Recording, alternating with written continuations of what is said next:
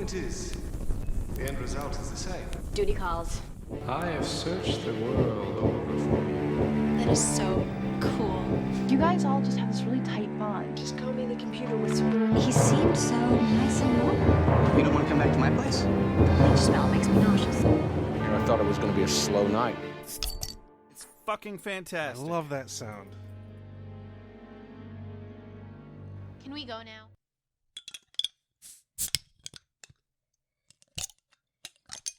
Damn, I too had issues. that one was a survivor. Yeah. I mean, I still murdered it, but I mean, in the end, it's a small piece of metal, and you're a grown-ass man. I am a gorilla, yes. Hairless. It's your open. Or is it my open? It's my No, it's open. your open. Welcome to Beer with Buffy, everybody. I'm Josh. I'm Rex. Today on Beer with Buffy, we're reviewing Season 6, Episode 9 of Buffy the Vampire Slayer, Smashed. As in, oh boy, you sure smashed that vagina. Would you please smash my vagina? May I please smash your vagina? It's a vagina smashing party. You know, like smashing pumpkins, but smashing vaginas. You know, it occurs to me, the naming of this episode might predate the slang. Maybe a little bit, or this episode came out when that slang was being birthed. Giggity. I guess never. I redact that giggity. That's a weird giggity. My bad. Redacted a giggity. I know it might be a first. It might be a first. I don't recall ever doing that before. I'm almost sorry, but really not. You know who else is sorry? Horseshoes and hand grenades. No. Probably our executive doodle-doos at some point. Oh, I was going to say Keanu Reeves. He's probably sorry about something. He's a very humble man. He is a very humble man. Yeah. You know he's 60 now? Yeah. Wait, is today his birthday? It might be today. I Somebody- don't know if it was today. Somebody or posted yesterday. today. Excuse me a second. Keanu Reeves' birthday. It is today. It is today. Happy birthday, Lord and Savior Keanu Reeves. For those of you not listening to this, the moment we're recording it, today, as we record, is September 2nd. 2024. Yes. So, you're not going to listen to this on September 2nd because we're still recording it. He was born 1964, so he's 60, which is weird. He is, he's not much younger than my dad, actually. He's only 20 years older than us. Still old enough to be our dad. Yeah. Yeah. Anyway, fuck-a-doodle-doo, Rex. Yes. So if you don't know, we have executive doodle-doos, as we like to call them. They are our Patreon supporters, patreon.com/beerwithbuffy, if you want to join in their ranks and get your names read off. They are as follows. Elon Bond, Tracy Kidd, finally figured out name change meow. Monica Fonseca Excelentes, Nice. Tisaba Spike, Audrey two French last names, Bridget McCloy, Just Call It a Tasmanian Tiger, Ali B, Nathan Lancy, Dulcinea, Rachel Doodle-Doo, Clubula Seal. Nah. I don't know why that one is difficult for my mouth to make that sound.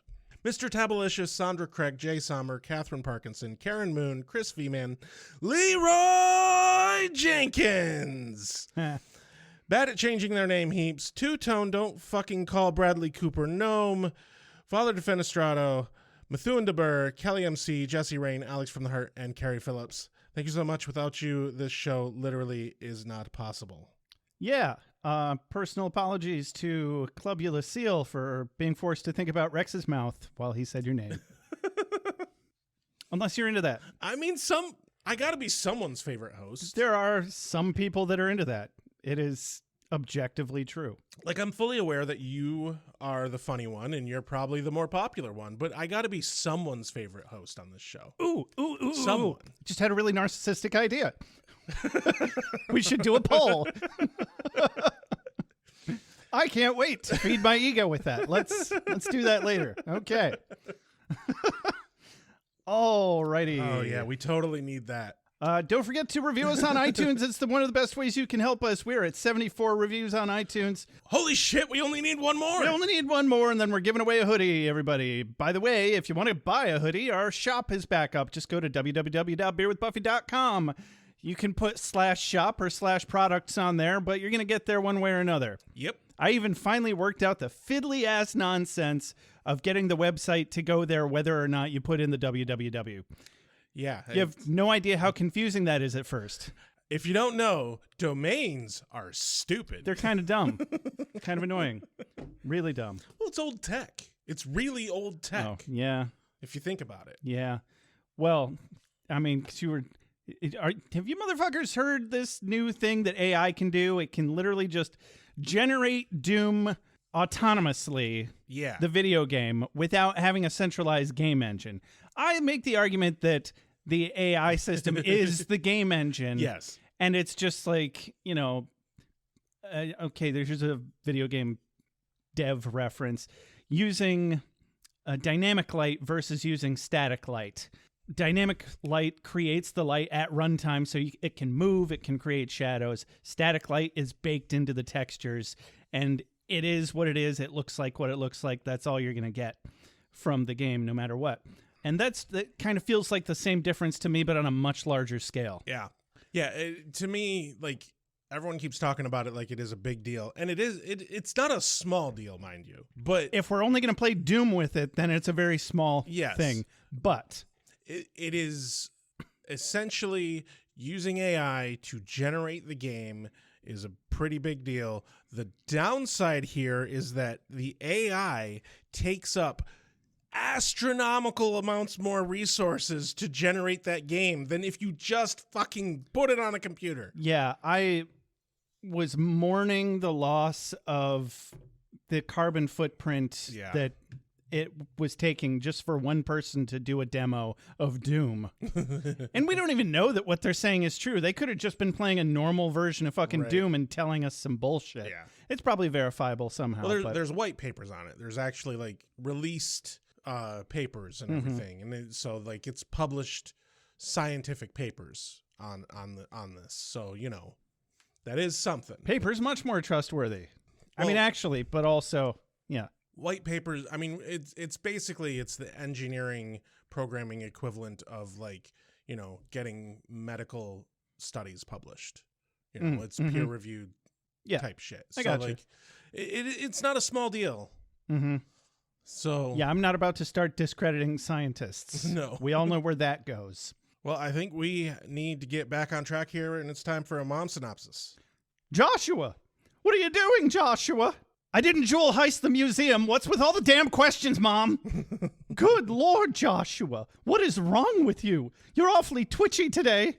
Are you calling me a rat? That's damned hearsay and you can't prove it. Oh my God, Joshua. Are you doing the drugs? I'm not addicted to Magic the Gathering just because I did a bunch of Magic at a gathering. I can quit whenever I want, okay? I thought you were more of a D&D guy, Joshua. I'm more of a Trekkie, Mom. God, don't you know anything? Spock, Holodecks, Boba Fett? Oh, Bubba, you're not fat. Who called you fat? You're just big-boned and lumpy and heavy and... I'm not fat! I said Boba Fett. See, you don't know anything about Star Trek. I think we need to get your chip checked, Joshua. Chip? What chip? Oh, the one I had installed to track your location in case you ever escaped. Got lost, Joshua. You had me chipped like a fucking dog? When? When you were just a rat. A baby, of course, Joshua. They told me this could happen. How awful. I think it might be malfunctioning and shocking your brain. Yes, very shocking. I feel like my very literal house around me is collapsing and I'm falling through the floor and literally hitting rock bottom. You mean figuratively, Joshua? Sure, Mom, whatever you want. Now, excuse me, I have to go to my room and vacuum the floor. So don't come in and don't knock. That's just what he says when he's going to masturbate. Because today on Buffy the Vampire Slayer, The trio is back, and they heist a diamond from a museum and test out their freeze ray on Rusty the security guard. Spike is still hounding Buffy to talk about the whole making out twice now thing, and Willow realizes out of the blue she can bring Amy back to her human form from being a rat. Spike figures out he can hit Buffy without being shocked by his brain chip, and he forces Warren to confirm that there's nothing wrong with it. Amy gets Willow to go out and have some fun, and they end up doing an awful lot of invasive spells on people at the Bronze. You know, for fun. Tara smooths things over with Dawn by taking her out for a movie and a milkshake. Buffy, Xander, and Anya can't make any headway on solving the museum heist without Giles's or Willow's help, but they all agree that they need to keep an eye on Willow's magic problem. Spike finds Buffy and reveals his secret that he can hurt her now because she must have come back wrong, from death, which somehow results in mind-blowing sex in an actively collapsing building. The end. Yeah. Ladies, gentlemen, spiny-headed looking creatures. Soon as the sun goes down, soon as the sun goes down, vampire. Competition is a beautiful thing. Moves here. It's an exciting episode we got. It's so interesting that I could not find a central theme for the mom synopsis. No. I don't know if you noticed. I have one critique. just one critique. Mm-hmm. You made the Boba Fett joke and then referenced Star Trek, and Boba Fett is from Star Wars. That's half the joke. But I hate it, Josh. I hate it, and I hate you for it. Then I have succeeded, and the joke did exactly what it was supposed to do. And more. Fuck you. We open today's episode in an alley where there's some people getting mugged by regular people. Yeah. Yeah, this rarely happens. This is like a vacation. Yeah. Oh, thank God. It's just regular people that want my money. I at least appreciate that it is zero effort for her to stop this mugging. I think my favorite part is when she's got the one guy in a headlock and she says, "Come on, rush me. It'll be funny." And then, she's like, "Oh, this happens so rarely. It's like a little treat." Yeah. And she tells the people to run. She's, having her fun beating up these two random dudes. And then out of nowhere, Spike comes running up, and she's from a nearly vertical angle, just flies in like Right. fucking Superman hitting this dude in the face.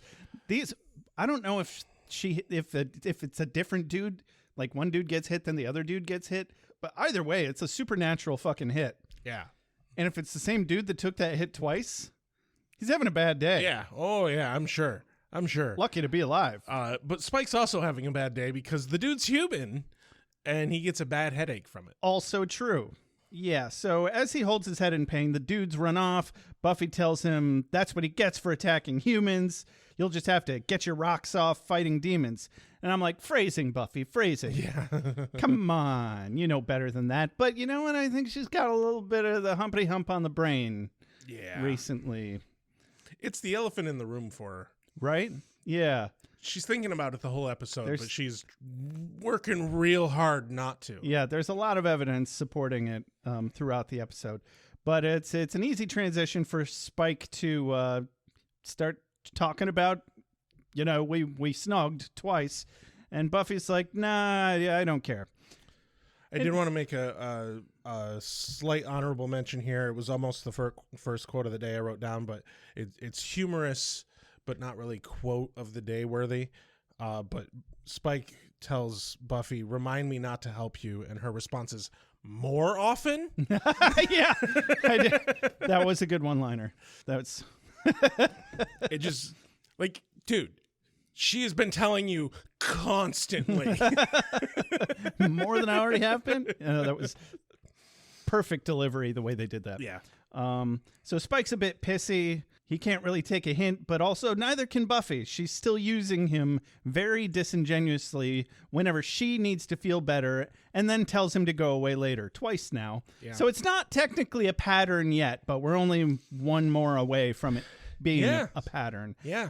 But her behavior doesn't excuse Spike's behavior at all, because he starts going on about, this isn't a quote of the day, but Yeah, he's like, get a fellow's motor revving, let the tension marinate a couple of days, then bam, crown yourself the Ice Queen.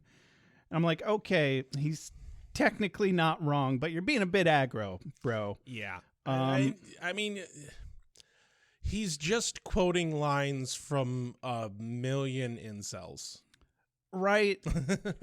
And it's so many mixed metaphors. She calls him out on that. But then as she walks away, he's yelling at her impotently down the fucking alleyway. He's like, it's only a matter of time before you realize I'm the only one here for you, pet. You got no one else. I'm like, why would you say that? That's so fucking manipulative. Why would you want that to be true even if it was? And why would you rub it in angrily? There's a lot of moments in this episode with dialogue from Spike where it's like, the only reason that dialogue works is that he is a soulless vampire. Yeah. Otherwise, it's just, wow, this is so toxic. Yeah. Why are you even anywhere near this motherfucker? Like, it makes sense that he's that shitty. He's evil. Yeah. He's got no empathy, no sympathy, but he's evil. Intrinsically evil. But he obviously just enjoys the control over her that this thought gives him, and he gets angry whenever her behavior in reality does not match his fantasy about her being wrapped up in a shit like Drusilla and Harmony were. And that's called limerence, everyone, if you didn't know. And that's just an unsustainable means of regulating your emotions. So this is really setting the tone for their relationship. Woo! Loving it. Finally something I can relate to. Sex addiction. I don't think you should relate to this, Josh. Sex addiction, bad connections, can't go wrong. It's going to be a good time. You should try to not relate to this, I think. Don't tread on me. From there, we cut to Buffy's house. I guess it's Buffy, Dawn, Willow's house. Yeah, Willow's room. Anyway, didn't they take the master bedroom? Yeah, they did. Those greedy bastards. Yeah. But we get sad Willow moping around the house, and she happens to come across Amy the rat, which I didn't even realize was still alive. Yeah, haven't seen her for about 3 years. This is one of those moments where I was actually grateful that they had the last time on sort of recap thing, because I would have completely fucking forgot about Amy the rat. I'd have been extra proud of these guys if they had occasionally just shown somebody playing with a rat throughout the seasons. Yeah, since Amy got turned into a rat.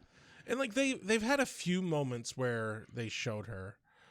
It wasn't super long ago when we had a quick scene in the episode where she got turned back into a person briefly and then turned back into a rat, and it was just a cut to moment.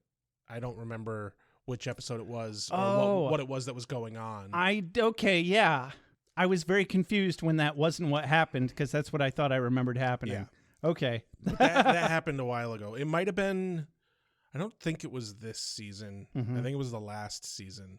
I can't remember, but yeah, it wasn't that they didn't reference that she existed at all. It just wasn't much. Wasn't very often, yeah. But Willow picks Amy the rat up. She's talking about getting a little rat companion for Amy, and, while rambling on about this, she realizes, actually, she knows how to turn her back into a human now. Or she has an idea anyway, which consists of reveal. Yeah, she casts a spell that reveals the spell she needs to know to unrat Amy. Yeah, it's the Google of spells. Yeah. She Googled it. Yeah.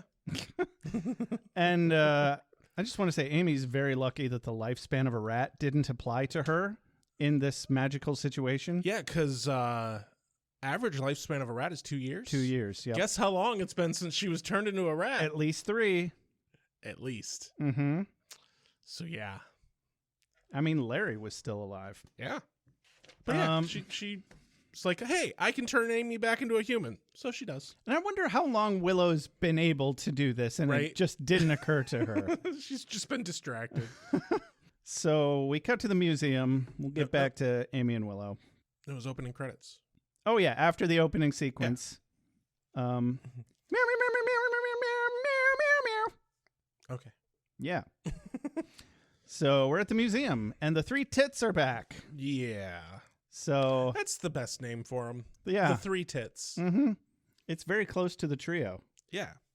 And three tits seems like it would be quite uncomfortable.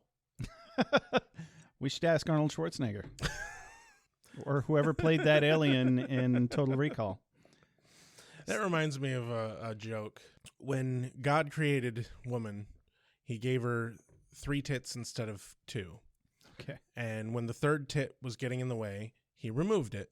And he asked her, "What should I do with this useless boob?" So then God created man. Okay. Yeah. All right. Okay, Derry. Derry, okay. Yeah. Good one. Good one. Yeah.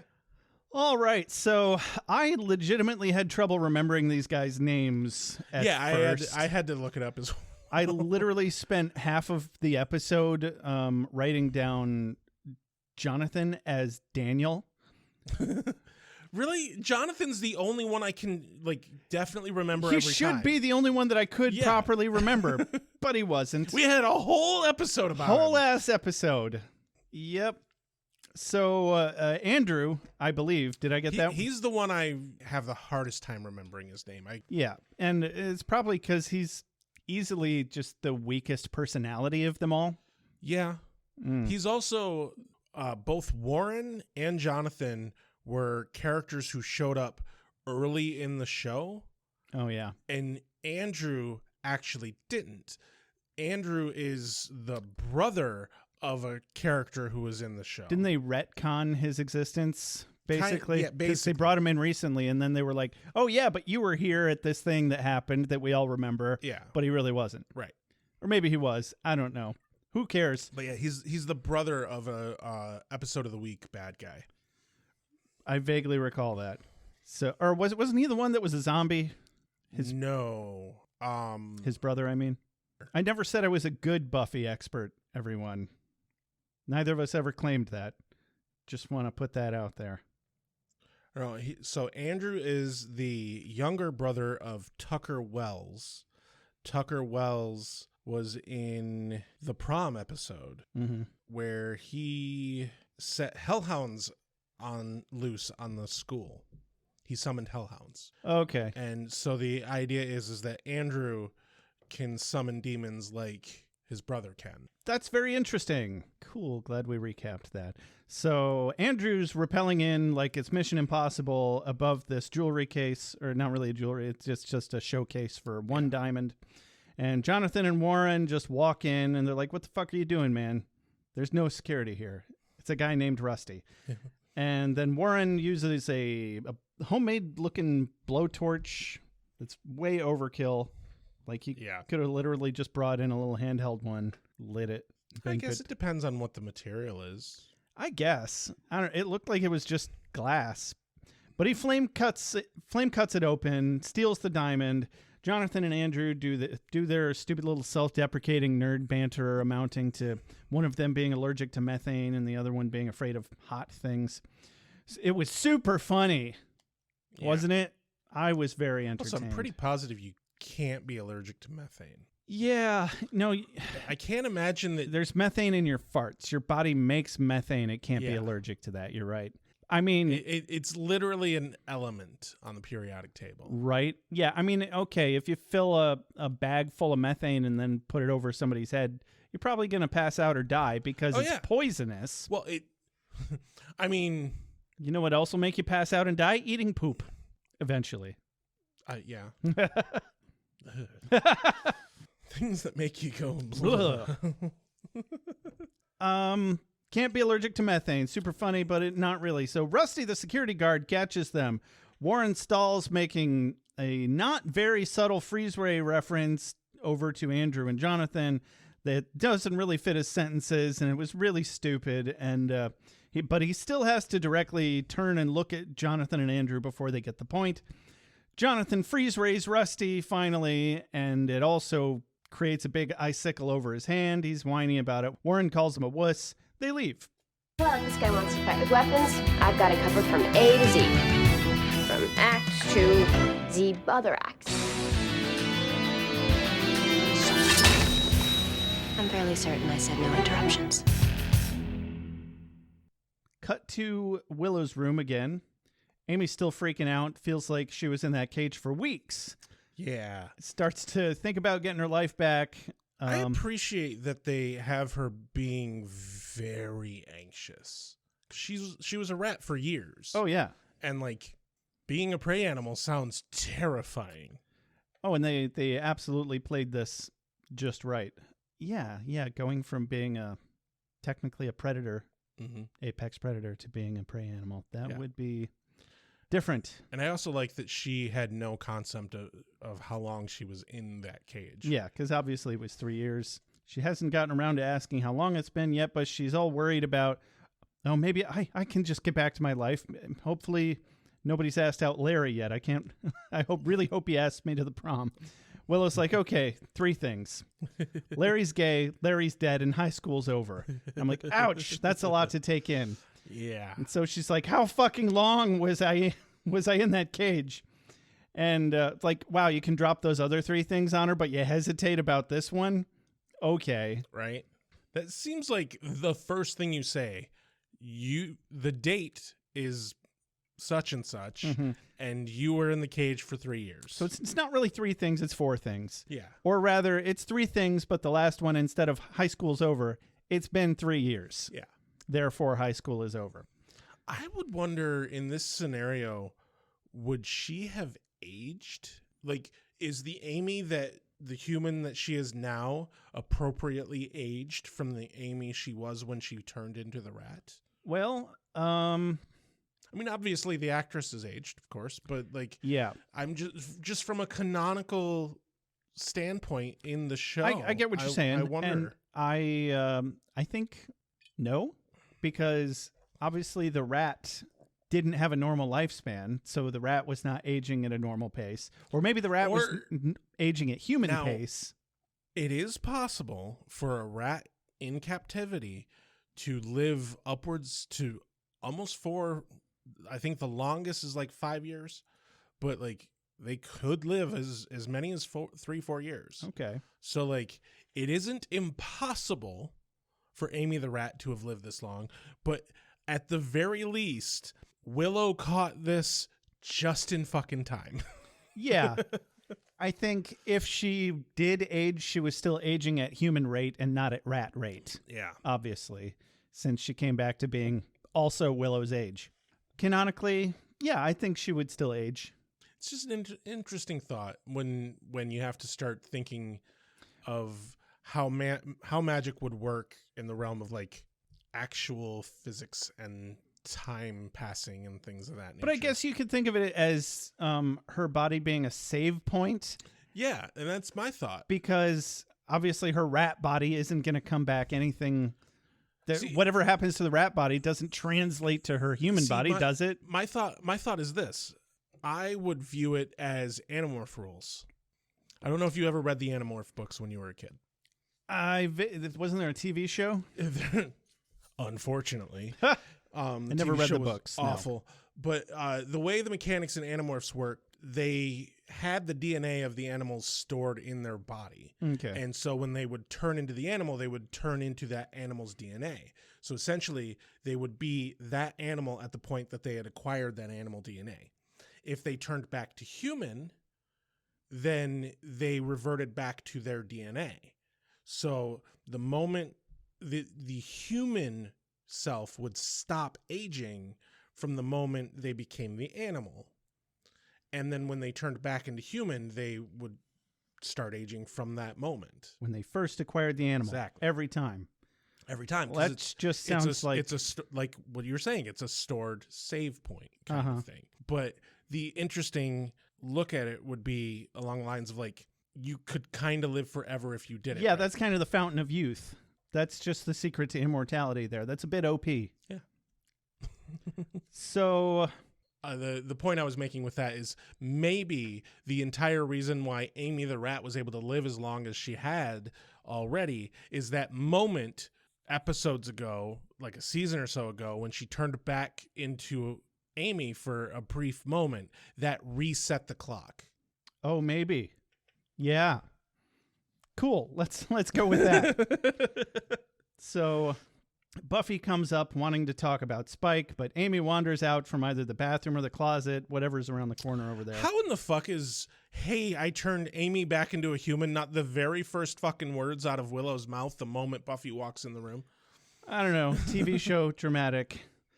But Amy's still processing the whole school blown up by a giant snake thing.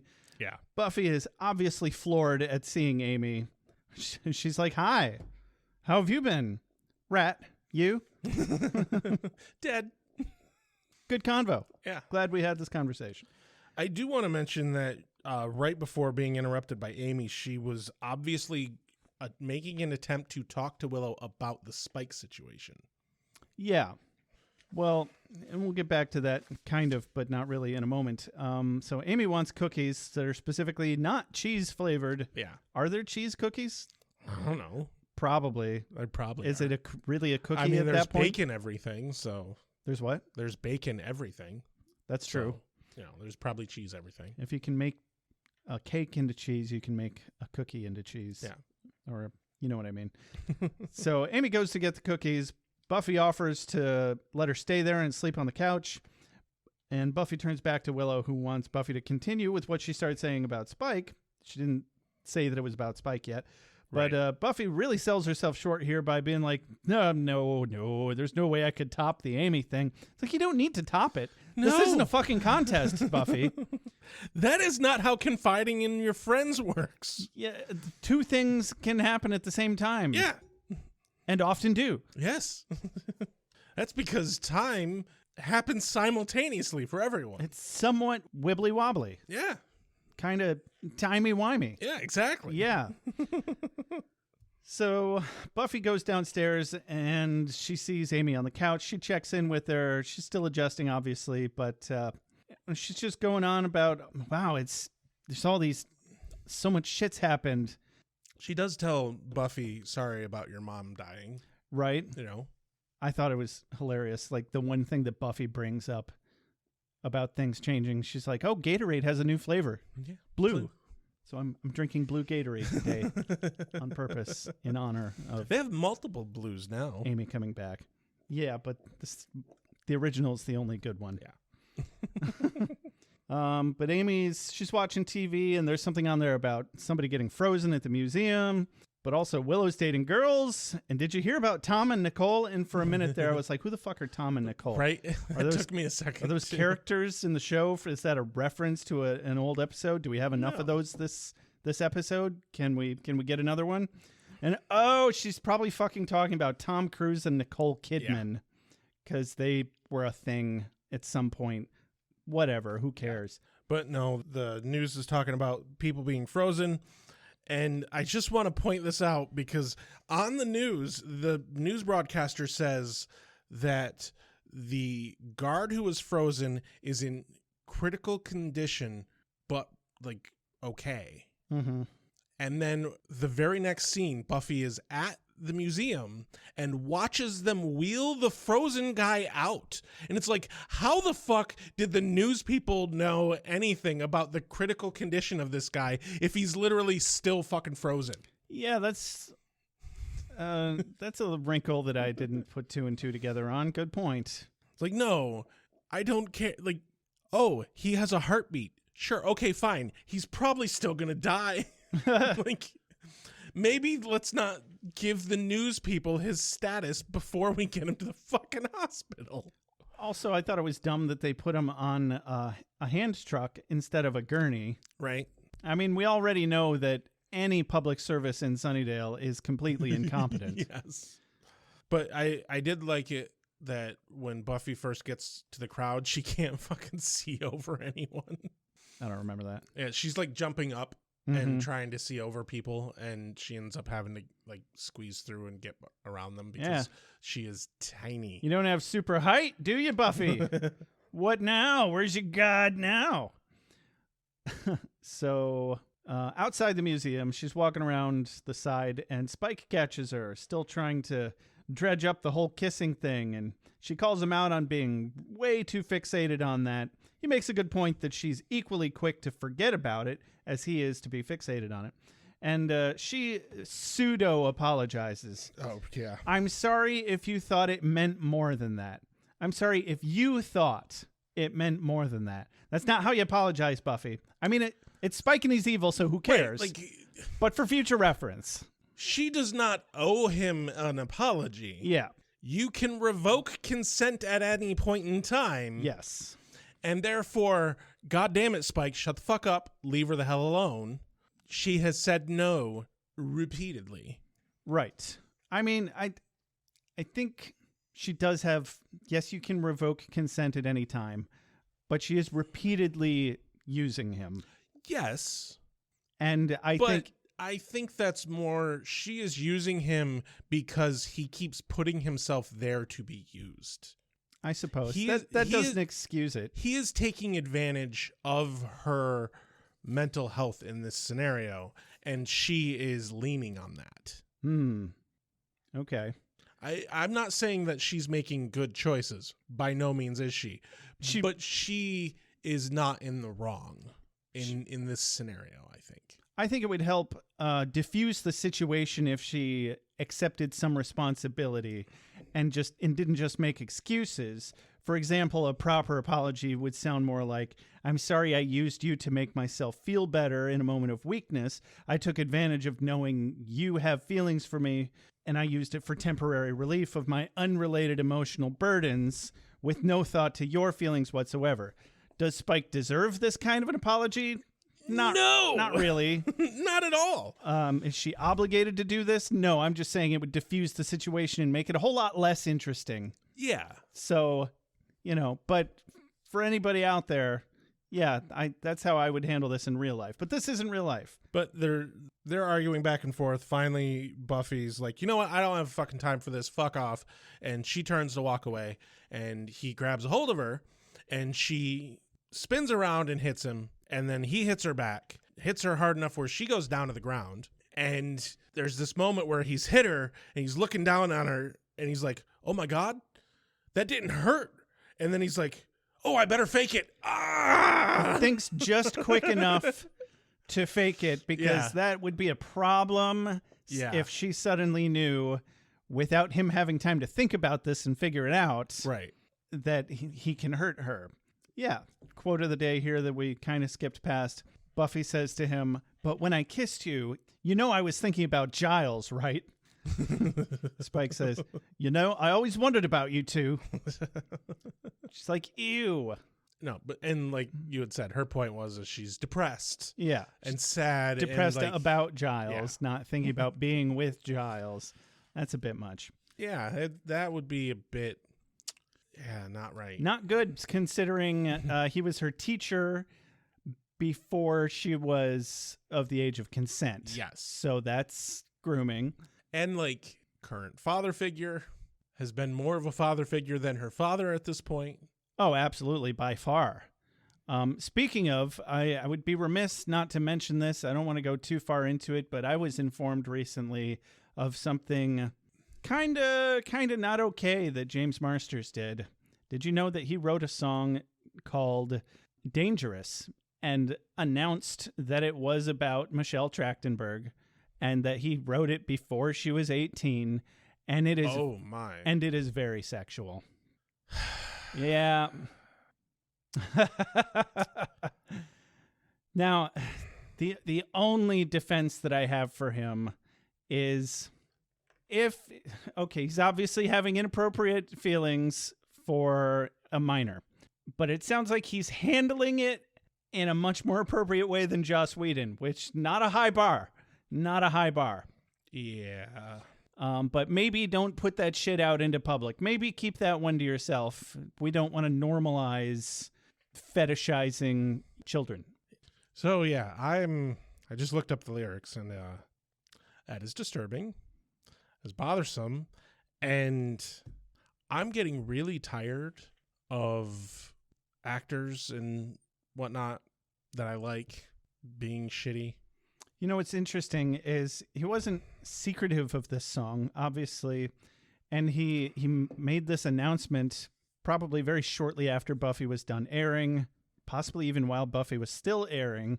And nobody thought twice about it. It didn't go viral. People didn't lose their shit about it and say, oh, he's a pedophile. But then it started circulating, I want to say around 2011 or later in the teens, that it got some traction. People are like, what the fuck? Yeah.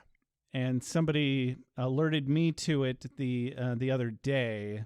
I forget why, but I mean, other than, yeah, probably something we should know before we keep singing his praises. Yeah. Well, and like, don't get me wrong, I'm a big fan of Buffy and everything, but I'm a bigger fan of James Marsters because he reads the audiobooks for my favorite fucking book series. Yeah. Yeah, and again, you know, the weak defense that I have for him is he's trying to illustrate that he knows that it's wrong. I guess. Kind of. It's kind of like that song Young Girl. I think which is also very problematic. Yes.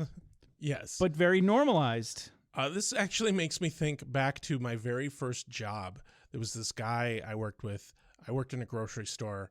I was a fucking bagger cart boy, and this guy was like 19, 20, and he was a cashier, and there was this one of my classmates who worked with me, and she was 17.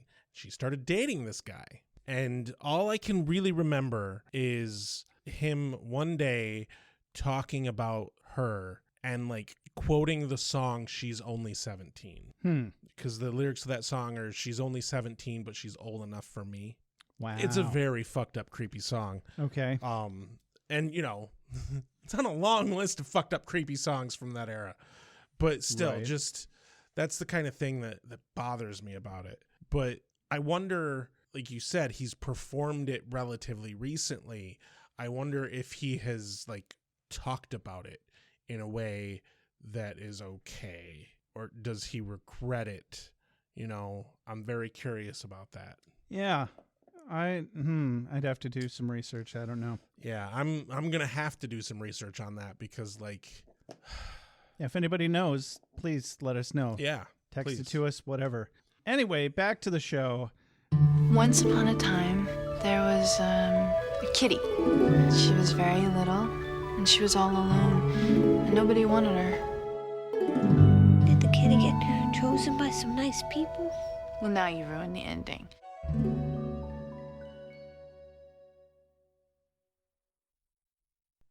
So the power dynamics change suddenly. Buffy doesn't know it. Spike does. And, you know, they've both got their toxic thing going on here. But it's great. Nothing, no problem. No I don't problem see what at the all. problem is. I aspire to this level of relationship security. These guys are gonna make it. Yeah, I'm sure. Oh, boy. Sure. Cut to the alleyway where Spike goes and tests out his chip. Yeah. Well, and he thinks that the chip stopped working at all. Yeah. And so he's got to test it. And he stalks this woman, corners her in an alley, and essentially just monologues at her for a little bit. A little too long. Much longer than he needed to. Yeah. I would say that Spike has some issues. Oh, easily. But yeah, he monologues at her a bit and finally vamps out, goes to bite her. It doesn't work. It doesn't go the way he planned. No. You keep using that bite. I do not think it bites the way you think it bites. Personally, from a standpoint of like if I had been watching this show in real time, I would have been fucking ecstatic if the chip stopped working and he became a big bad again. Oh, right. I think that would have been fantastic.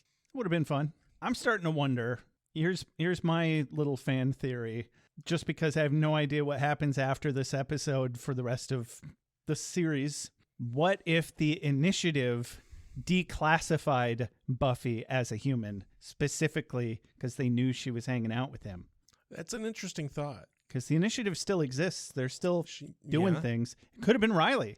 Well, no, he wouldn't do that to Buffy. But also, like, they would have to know more about what's happening in Buffy's world right now. They've got cameras. It's fine. Yeah, maybe. I know what it is. I know why. It Okay. is what it is. Anyway, but fun little fan theory. That's one of the things that went through my head. Probably not how it's going to go down, though. So No, whatever. Cut to a restaurant somewhere. Yeah, where Tara and Dawn are having kind of a day out, and, that's a lot of shake. Yeah, Tara keeps going on about, God damn, that's a lot of shake. Promise me to eat a vegetable later, because I'm going to get in trouble for making you like 8,000 pounds for... Yeah, whatever. She's 15. She's got... Right. She can literally metabolize a 2x4. Not only is she a teenager, but she is a very thin, obviously active teenager. Yeah. And, she probably needs all the fucking calories. She's easily got another 10 years of legendary metabolism in front of her. Let her enjoy it. She can figure it out the hard way like the rest of us. She's not 30 yet. Don't beat her down. It's going to be okay. But Tara blurts out that she'll always be there. I'll always be there for you, Dawn. And, of course, she had that worked out much better in her head, but it just kind of happened. So, and she makes her know, she gives her the standard parent that left speech. Like she's the step parent. She's like, that it had nothing to do with you, and I still love you, and I didn't leave because of you. And Dawn's like, I know. Wants to know if they'll ever get back together. Tara doesn't know. She tells Tara that Willow's been much better about being careful about stuff. She's very much trying to start to coax to get them back together. Well, and this is just one of those things that happens in real life as well as shows and whatnot that has always bothered me. Just that, if you gave Dawn a little bit more context, it would probably help a lot. Right. She would be much more emotionally understanding of the scenario if, because as far as I can tell, Tara hasn't told anyone about the fact that a few times now Willow has erased her memory. Yeah, I was going to say no, but Xander and Anya at least know that everything's all... Xander and Anya do know because they were there and overheard the conversation when Tara called Willow out on it. They were just in the other room. True. They were definitely listening, even though they ducked out and were like, awkward. Right. They still listened to every word of that argument. But they probably don't know. I don't think Tara's told anyone that the whole fucking episode of them all losing their memory was Willow. Xander knows. Not necessarily. He knows that he stepped on that crystal that fell out of Willow's pocket. He doesn't know that that's tied to the spell necessarily. He didn't say anything that indicated that. It felt implied to me. But still, just... But it's very wishy-washy on who really knows what. It really, the biggest thing is, none of the attitude that any of the Scoobies have towards Willow tells me that they know that she did that. Yeah. They're being too normal with her. Yeah, everyone just seems to be like, okay, yeah, Willow's doing too much magic. That's why Tara left. We agree, except for Buffy. But, we're going to get to that in a minute. Yeah. So we cut to the magic box where... There's research happening. Yeah, they're at the round table. They're trying to find information about what could have frozen a guard and stole a diamond. Anya's pretty annoyed that Giles took a book with him as if buying it means that he owns it or something. I mean, ahead of your time there, right, Anya, because they're trying to fucking do that to us now. Oh, yeah. Oh, you don't own it. We still own it. You're just borrowing it. Fuck you. Yeah. Fuck you so much. Buffy's annoyed that she can't just call Giles because it's in the middle of the night over there, and I guess they need answers from a book that he's got. Will's like, no worries, I've got just the thing, and everyone expects her to do a spell, but she pulls out her laptop. Yeah, and they're like, ooh, this is good, you're going back to your roots. Hooray. And then she fucking ruins it by using magic on the computer. Yeah. Just fucking type. But she's like, oh, it'll be quicker this way, trust me. And she finds some stuff about the diamond being stolen. Xander feigns being tired in an attempt to get Willow to also claim to be tired and quit doing magic. It was very direct, Xander. Good work. Yeah. You're all doing such a good job with communicating. Actually, Anya is doing a very good job with that. She says, oh, for crying out loud. This is bizarre. You're all la la la la with the magic and the not talking and everything's normal. And we all know that Tara up and left you and now everyone's scared to say anything to you. Except me. Is this the thing that I do that you were commenting on? Yes. That is an excellent question. I'm so glad you asked me. And the answer is yes. And you know what? God damn it, I love Anya in this. It's like, yes, finally. She is, fucking hell. I think she's really moving up the ranks to not just my favorite female character, but maybe just my favorite character. Yeah. Because, like, this entire cast of characters is really in need of at least somebody who just fucking speaks their mind and actually tells the truth and actually points out the things that everyone is ignoring. Like, holy shit. This is the point where I'm starting to feel a bit of fatigue with the melodrama. Mm-hmm. Just the constant, like, they keep learning the maybe we should talk to each other lesson over and over and over, and they're not fucking ever doing it ever. And it's just, it's getting redundant as fuck. They always just start back from the beginning every episode. It's, sure, it's serialized, but that element right there makes it feel very episodic. Yeah. It's like, last time we didn't talk about what was going on. Someone almost died. Maybe if we talk this time, no one will die. Old habits are hard to break. I suppose. What can I say? I suppose. So Willow downplays what went down between her and Tara. It makes it sound like they disagreed over which way the toilet paper roll goes, and not like she, violated and gaslit the shit out of her. And Willow wants to keep working so that they can get home to Amy in case she's leaving little poops in the corner. To which Buffy replies with, yes, do not keep Amy waiting. That is a good plan. I agree. Let's do that. So back to the trio's basement. Yeah, where they are just goozing over this diamond. And then Spike barges in, demanding that Warren examine his chip. Yeah. And he does this while backing Warren up against a support beam. And it's very similar to how a man trying to intimidate a woman into sex would act. His face is right up in his face. He's got the arm next to him. It felt like a little like he was going in for a very unwanted kiss. Well, if you figure the way Warren, Andrew, and Jonathan all are, that's a threat. Oh, absolutely. That's exactly the threat they need, maybe. But Jonathan asks if this is a Britishism, the thing about needing to look at the chip, and starts to say that they're not gay. And then he gets cut off by Spike saying, the chip in my head. Yeah. And at first I thought this was kind of a sweaty attempt at innuendo, but then I remembered that chip in England means a thick French fry. Yes. Yes. So, I don't know. That still seems like a sweaty attempt at making a phallic reference, but it's not impossible.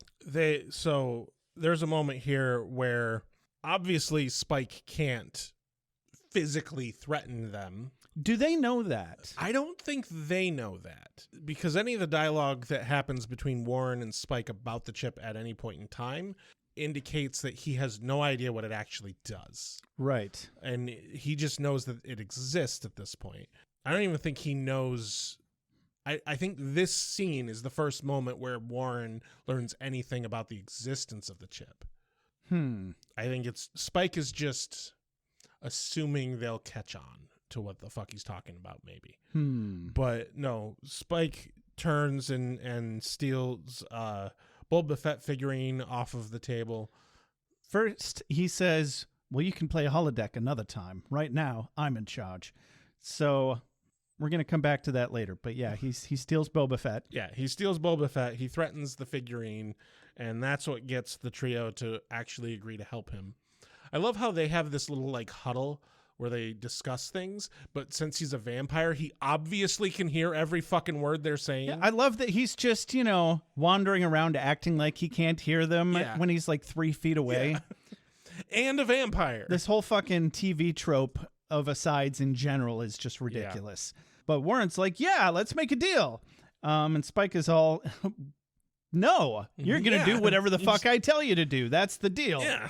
And they're like, good deal. Yeah, good deal. I like the sound of that deal, Mr. Spike. Let's go.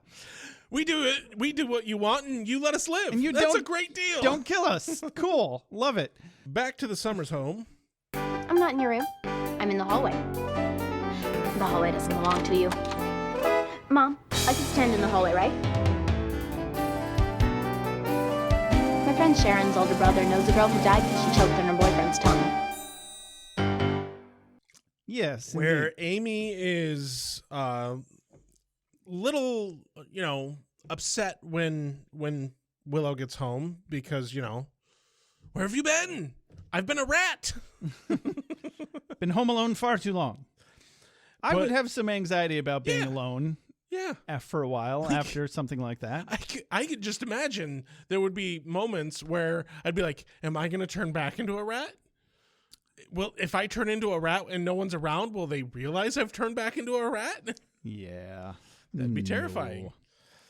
But Amy isn't as anxious as I thought when the scene started. She just really wants to go out, do something, and have fun. A little bit of cabin fever. Yeah, being cooped up that long, you would want to go out. Yeah, and, she's been a rat. Be around humans. I like how she mentions she wants to do something that isn't running around on a wheel. Yeah.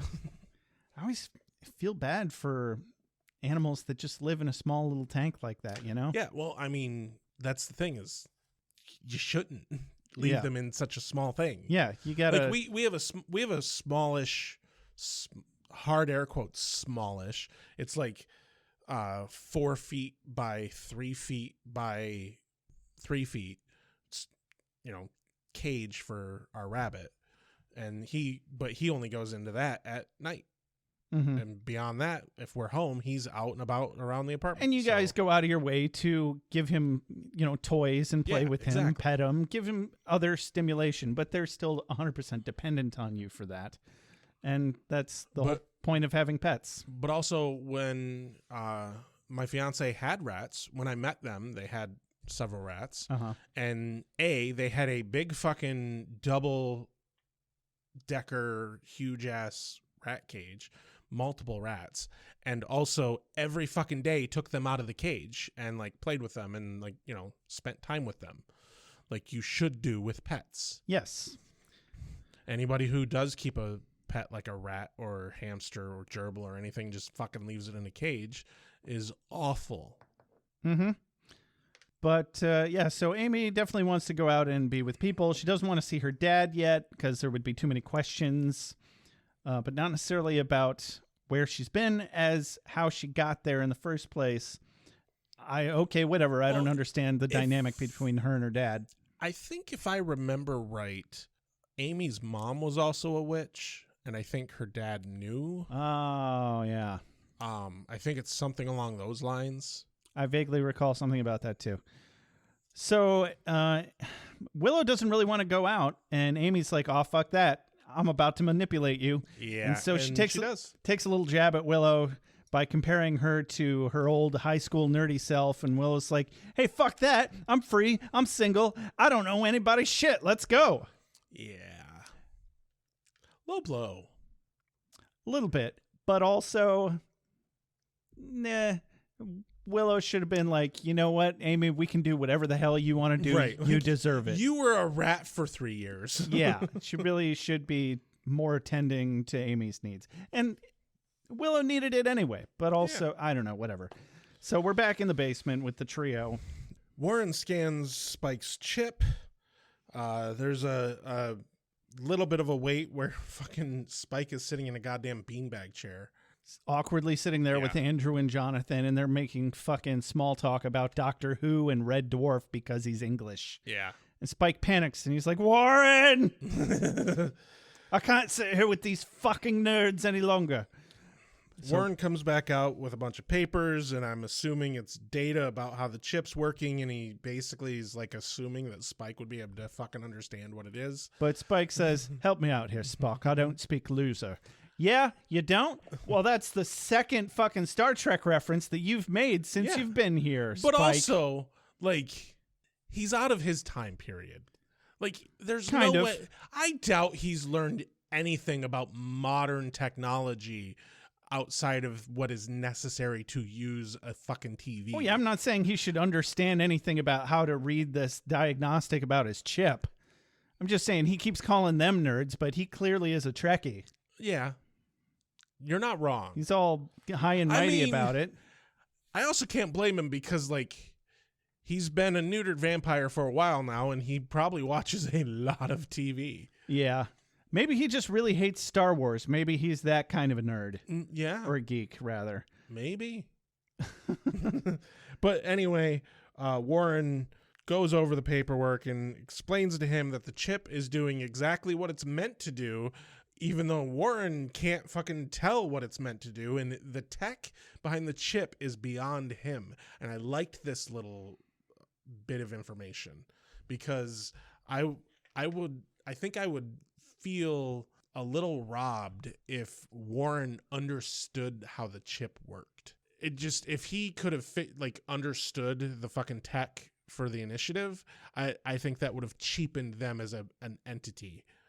And I'm glad that he doesn't understand what the fucking chip does or how it works. It would have cheapened the initiative? Yeah. Gotcha. Yeah, that's true.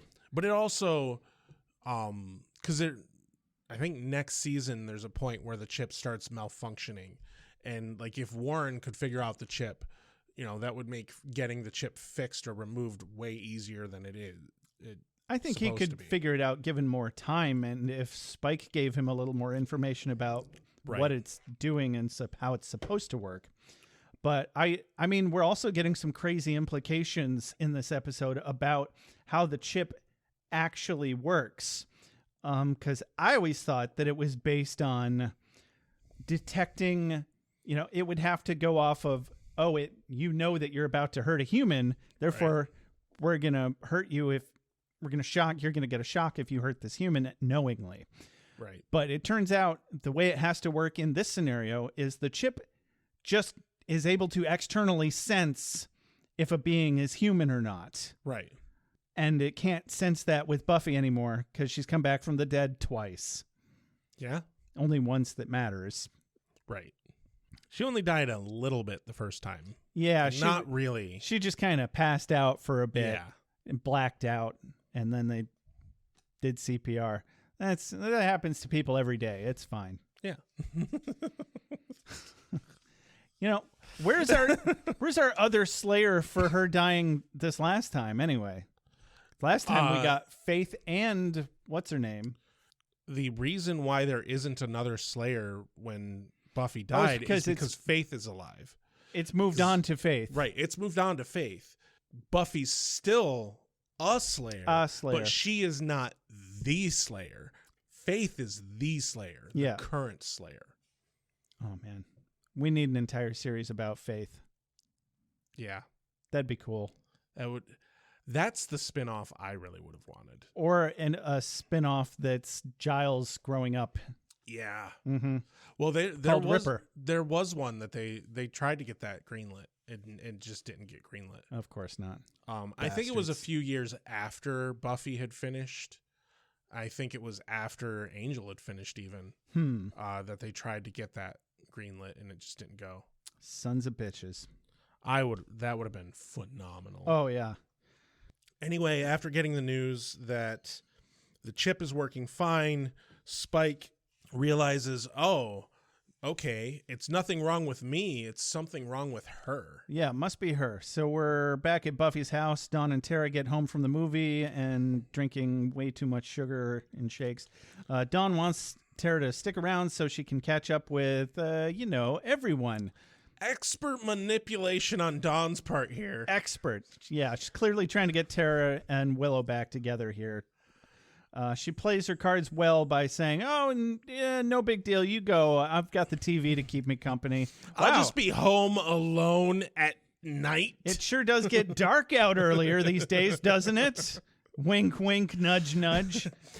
Just remember, it's Tuesday. Fuck, it's Tuesday. I think that would have been a better line. Don't forget it's Tuesday. You're always in trouble on Tuesday. Damn. But Tara can take a hint, so she stays. She reluctantly sits down next to Dawn to keep her company, but just until everyone gets back. Dawn rests her head on Tara's shoulder, and it's stupid sweet. It is. It makes me fucking sick to my stomach. Goddamn deep, meaningful connections. Blah. So You're just not used to deep, meaningful connections and emotion and, affection. who are you? Where am I? I try to forget these things on an hourly basis. Ah, that makes a lot of sense then. Some points have lined up. Yeah. I have no idea why I'm doing a podcast. I barely know that I'm doing a podcast. I got nothing. Yeah, it's fine. So we're cut to Da Bronze, Bronze. where Willow's playing pool with magic instead of a stick, because why not? And no one notices or cares. Because she doesn't drive stick anymore. Huh? Huh?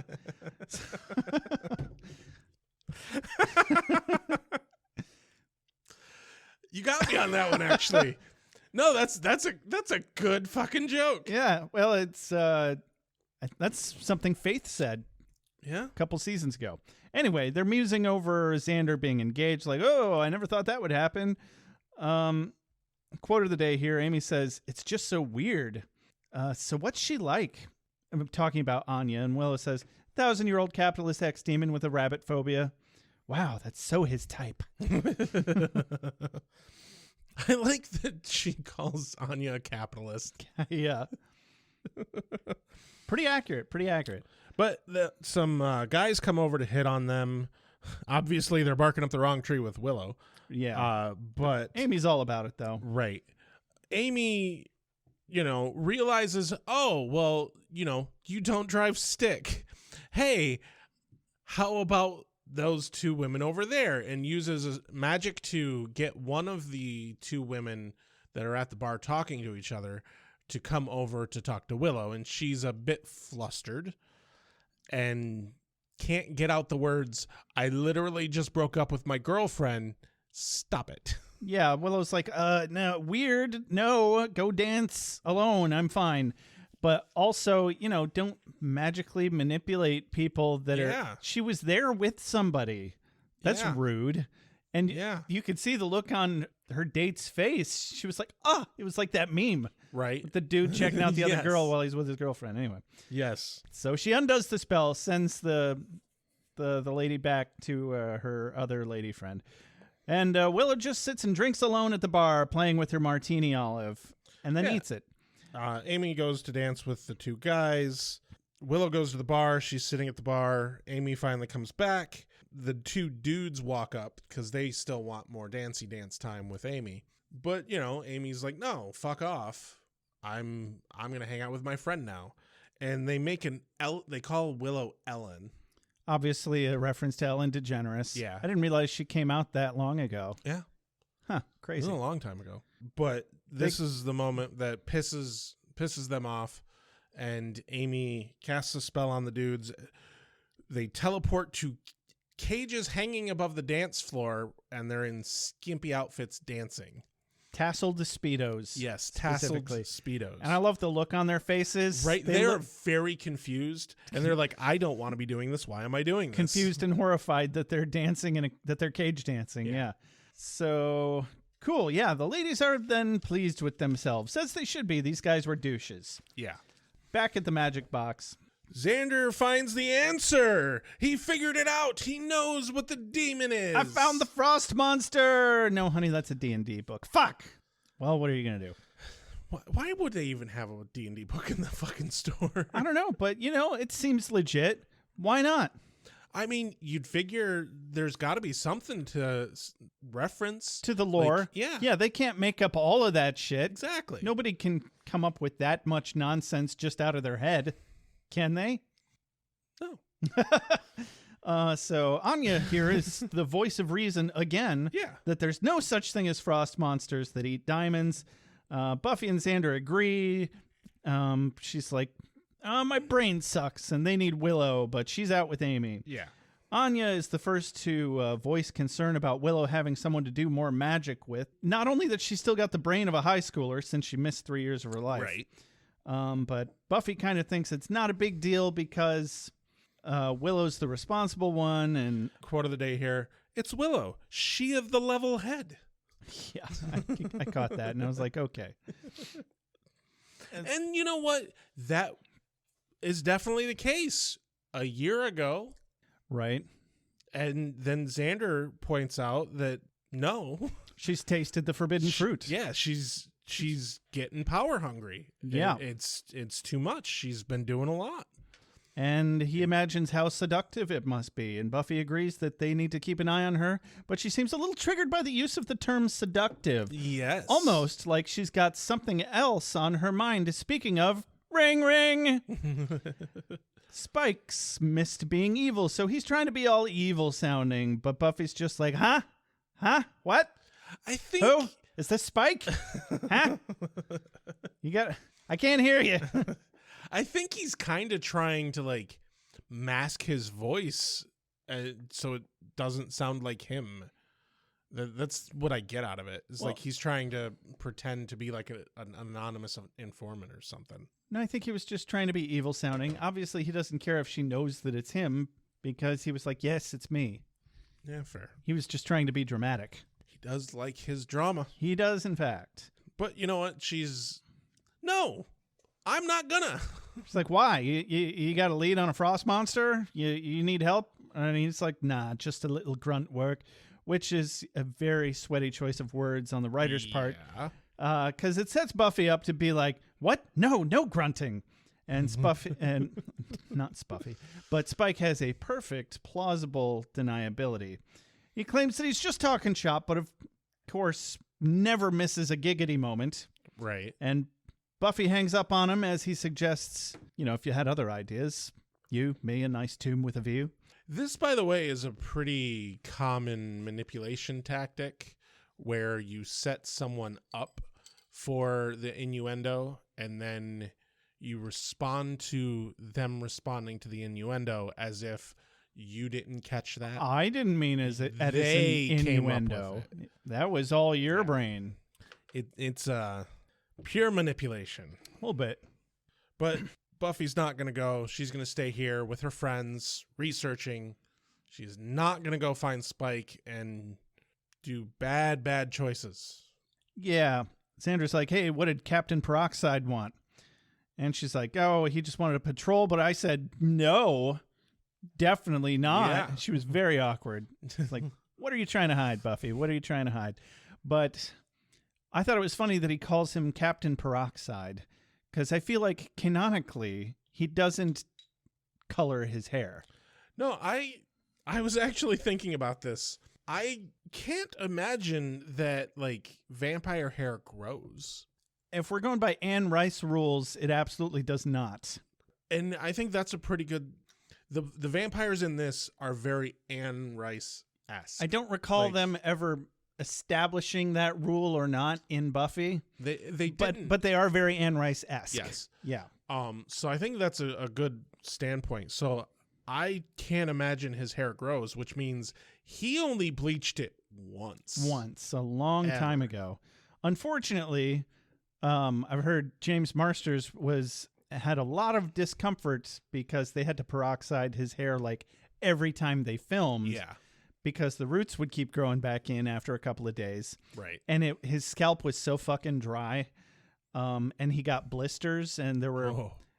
Somebody was talking about a time when he was on screen and some blood just started dripping down his forehead because a blister on his head popped. Oh. Yeah. Oh, man. Like, man, can't you guys just dye his hair or something? I mean, that's the thing is you can't really dye for blonde like that. You have to... It has to be bleached. Bleach or peroxide. What a pain in the ass. Well, and it's not an actual bleach. It's similar... in chemical to bleach. I can't remember what it's actually called, but I've dated enough people who dye their hair to know enough about it. Right. But yeah, it's kind of a fourth wall breaking joke to call him Captain Peroxide. That's all. That was my only point. Frankly, it's ludicrous to have these interlocking bodies and not interlock. Putrefying diseases. It'll make you blind and insane, but it won't kill you. Light a bunch of candles and have sex near them. Yes, I like it. Please remove your clothing now. So later, outside, as they're leaving, they muse over the weirdness of the things that have been going on, the jewel heist, the bank robbery, which I don't remember at this point. We went and did so many They hired Angel episodes that I don't fucking remember anything anymore. Or they summoned a demon or hired a demon to rob a bank for them.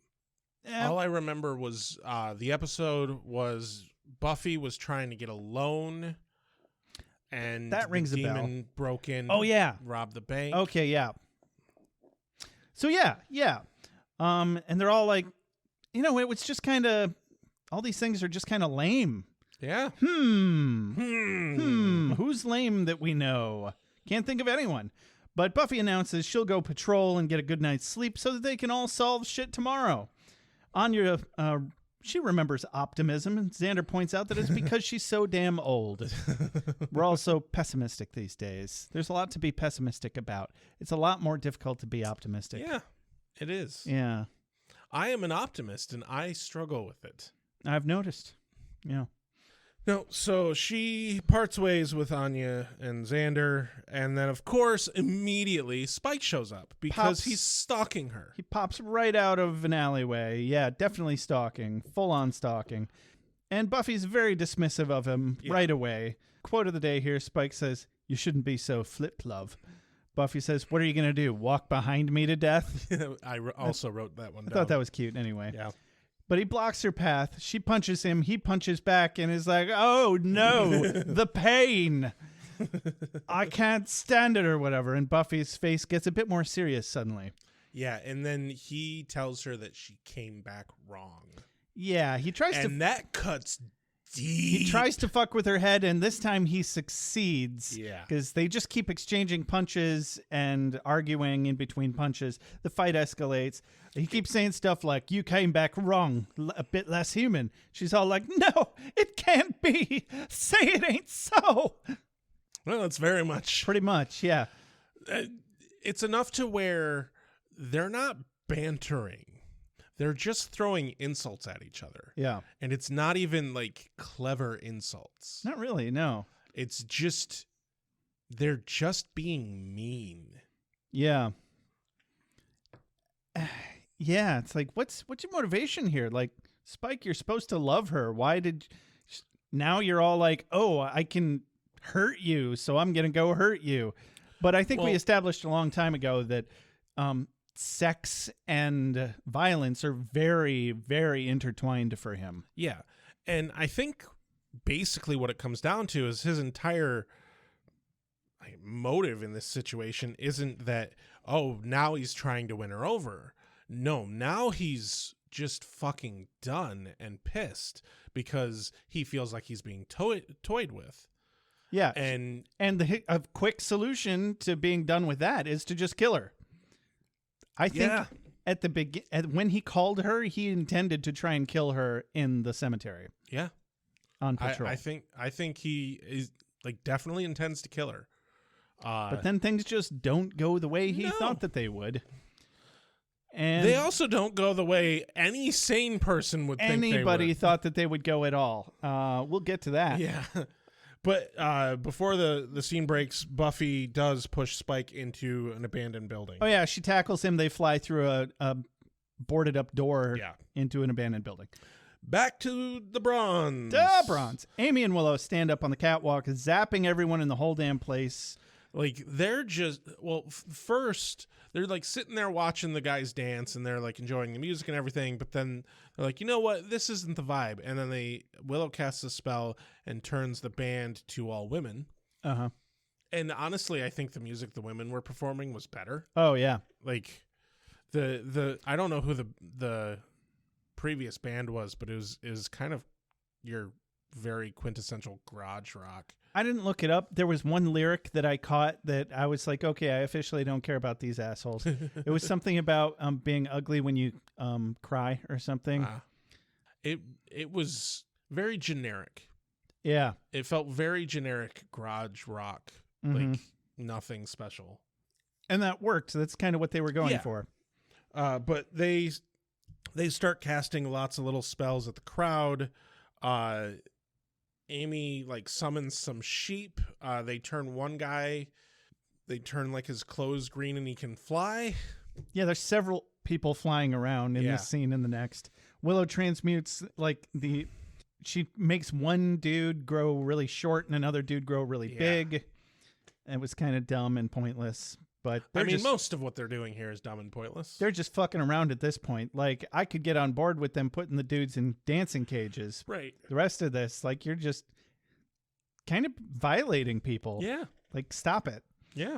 But yeah, the sheep. There was a dancing strawberry in the background. Was this originally a costume party? I don't know. Because everybody was in weird fancy dress.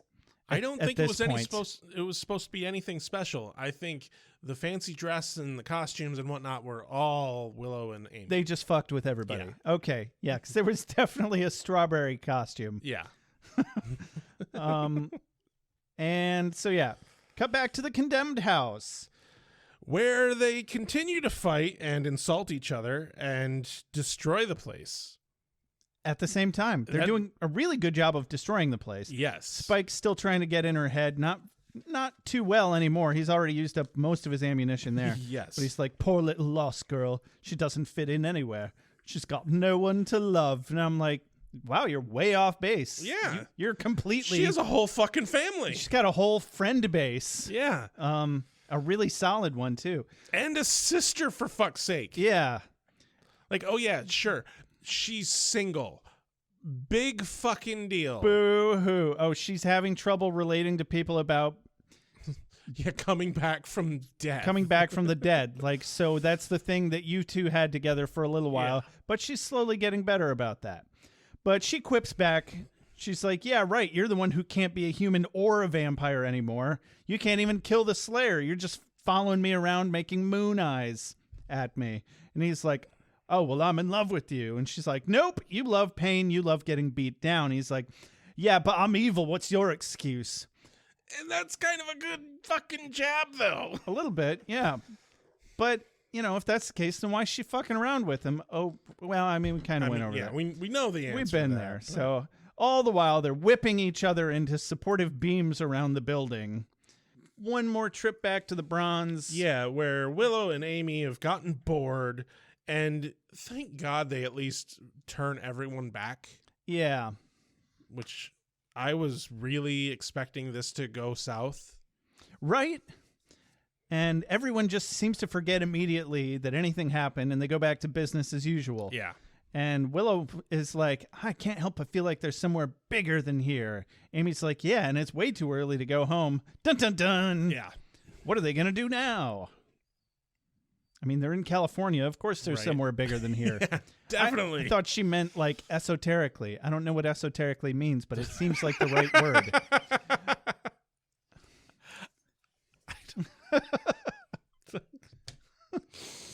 I'm just going to let that one go. All right. Back to the abandoned building where they're still fighting. And then suddenly they're not fighting so much anymore. Well, okay. So they were throwing hands, and now they're just kind of throwing tongues. So, yeah. He's like, and I wasn't planning on hurting you. And she's like, well, you haven't come close to hurting me. So he's like, oh, what? You afraid I'm going to... And she casts tongue in the mouth, shut the fuck up on him. And you know what? That works. It does. And then very, very quickly, the making out turns into... zip. Yeah. So hold the fuck on. That's you gotta ease in. It's like because they don't ease because into it. They didn't. All right, we got to do it for them. So they run into another beam, and the whole building starts to rumble, and the load-bearing beam starts to crack and split open. All the while, repeatedly, recklessly running into more load-bearing supports. And she pushes him back as they narrowly avoid getting crushed by a falling I-beam. They keep making out at the next beam over. And Buffy jumps up and mounts him with her legs around him standing. And we see and hear her arm pull his fucking zipper down, and presumably hers as well. And this, ladies and gentlemen, is point insertion. Yeah. Like, this is... surprisingly graphic. in a way. Right? Yeah. Like- this was basically. Like, granted, they are clothed. You see nothing. Yeah. But, like, this isn't, are they kind of no, they are just fucking. Yeah. Capital F fucking. Yeah. And they lock eyes and they slow down a moment to take it in and give each other the fuck eyes. And then some slow, sad, almost mournful music starts playing, as if the music is saying, "Oh, Buffy. Oh, what have you done, Buffy?" And then to really hammer things home, they fall back to the floor, through the floor, and hit rock bottom in the basement. Yeah, it's like, okay, so they fall backwards, she's on top, so Spike absorbed all of the impact of the fall. But I'm sure a good amount of that impact reverberated up into absolutely smashing her vagina. Yeah, I'm sure. So, isn't that the name of this episode? Yes, Smashing? Smash. So Yeah. there it is. That's where they get it from. And you know what, kids? The moral of this story, children, is don't mix sex and Kool-Aid. This is what happens when you mix sex and Kool-Aid. You know, if you do, at least don't use red. Yeah. Use green Yeah. or blue or purple. But also, like, Kool-Aid doesn't have the electrolytes you need for that kind of fucking. It doesn't. I recommend Gatorade. Yeah. It's what plants crave. But yeah, the fucking building comes down around them. So they fuck on the dusty floor, making God cry more than just a little as the credits roll. Gurarg. Gur fucking arg. Is this for me? I must be ready. I need my strength. Give me more! Nights I shall walk in the earth. Hold on. You've got something here, huh? I was actually legitimately surprised it was the end of the episode. Oh, right. Because, like, it wasn't like a to be continued moment, but it wasn't like there was plot. I'm a little worried for their safety. Yeah. Like, you're about to get caved in on while you're in the basement of this old building. No shit. They'll find a way into the sewer. I mean, they're fine. They'll be fine. They're both superhuman. Yeah. They'll be fine. But also, like, I can only also imagine that, like, there had to have been some damage in the genital area with that fall. Right. Yeah. Like, I can't imagine that would feel good. That's why they called it Smashed. But the implications here, I love that they chose a building falling down around them. Yeah. And then they fell through the floor and hit literal rock bottom. Analogy much? It was one hell of a heavy metaphor. Damn. I liked it. Yeah.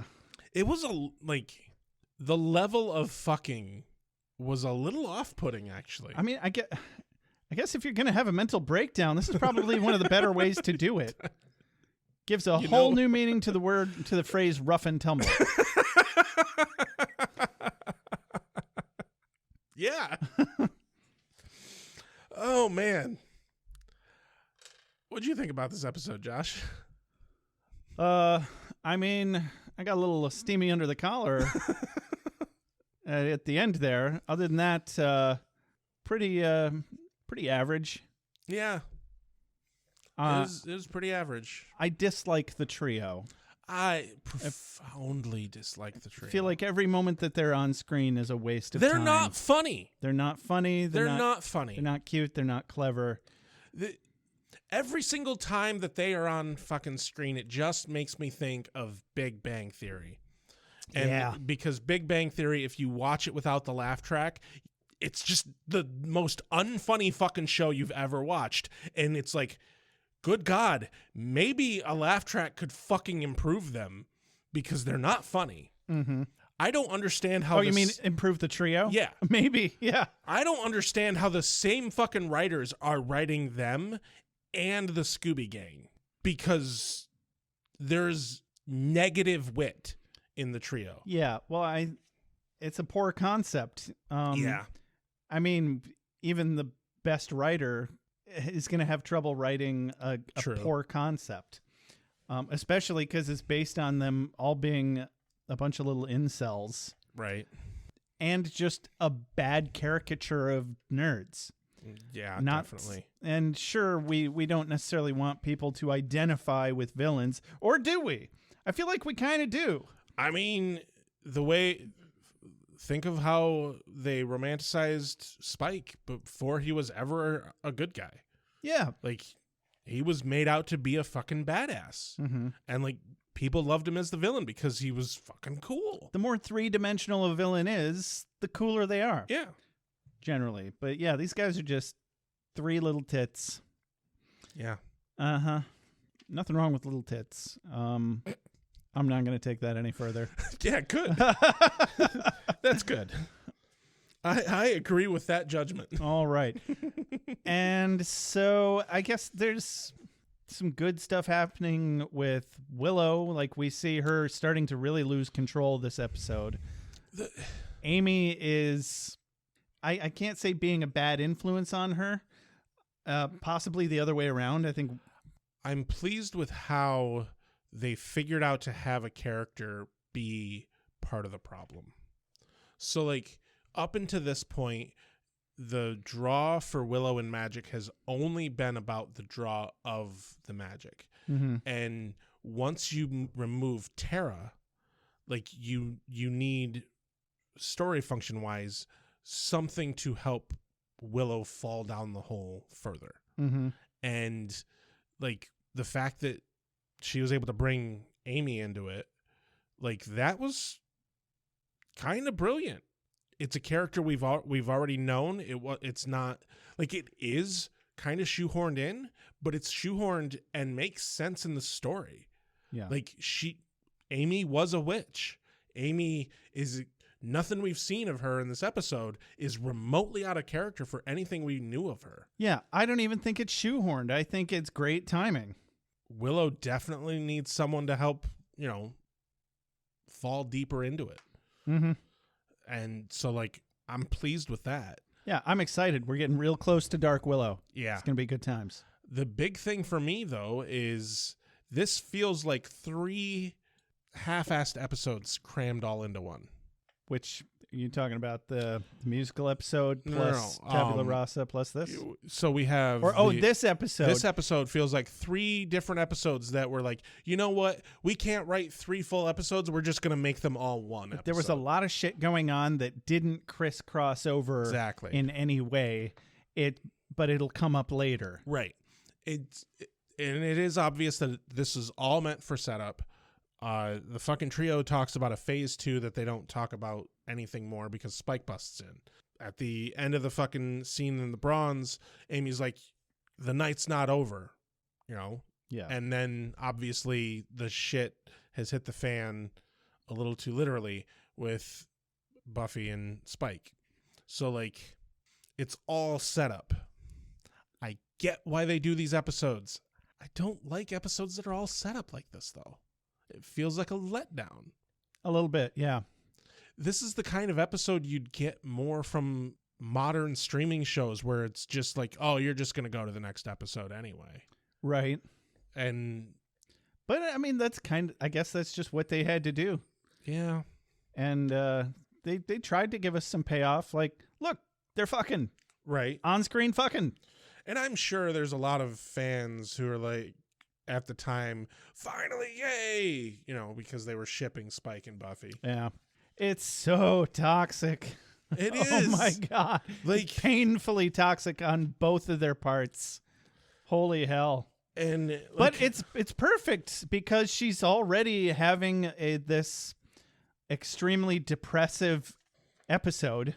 Right. Not TV episode, but emotional episode. And I think plot-wise, drama-wise, this is where the story was. Yeah. This is where the punchline was. It feels so hacked together to me, though. Well, we'll see where it goes. Yeah. And you know what? At least we don't have to do an episode of Angel before we find that out. Yeah. I'm pleased about that, It's going to clip right along. Yeah. I had a good time anyway. Kind of. You got a quote of the day? Yeah. I got to give it to Buffy talking to Amy. How have you been? Rat, you? Dead? Yeah. That was a really good one. Mm-hmm. I'm going to also be giving mine to Buffy. I was so worried that you were going to pick mine because I'm going to do... What are you going to do? Walk behind me to death? I considered it. Yeah. That was the one line that really actually made me laugh. And so this has been another episode of Beer with Buffy. Don't forget to like us on Facebook. Join our Facebook group. We love to interact with our fans on there. If you'd like to get in touch with us, you can do that in a number of ways. You can message us through Facebook, but better if you give us an email, beerwithbuffy@gmail.com, or give us a phone call or text through our our voicemail number. Our phone box mail. Give us a call or text to our voicemail number, 269-743-0783. And if you'd like to support our show, you can do that in a number of ways. The number one best way you can is by giving us an iTunes review. And remember, we have one review left before we are giving away a free hoodie. If you'd like to more directly support us, you can do that by becoming one of our doodle-doos. We have a cat naming perk, and you know what? Cat is just a placeholder, apparently. We will name anything. Anything you want. I will say I would prefer to not name anyone's children. Yeah. I was talking to my fiance the other day about that, and they asked if anyone has asked if we could name their children, and I'm like, you know what? No, and I hope not. That'd be weird. That would be weird. Oh, weird. If you'd like to get some merch, you can do that, beerwithbuffy.com/shop/products, or just beerwithbuffy.com. You'll find everything you need there. Thank you to Adam Dennis and Maggie Heron for our music. This has been Beer with Buffy. I'm Rex. I'm Josh. Have a good night. Happy birthday, Keanu. You be with you. You be with you. You're the Slayer. Lives depend upon you. I make allowances for your years, but I expect a certain amount of responsibility, and instead of which you enslave yourself to this cult. You don't like the color?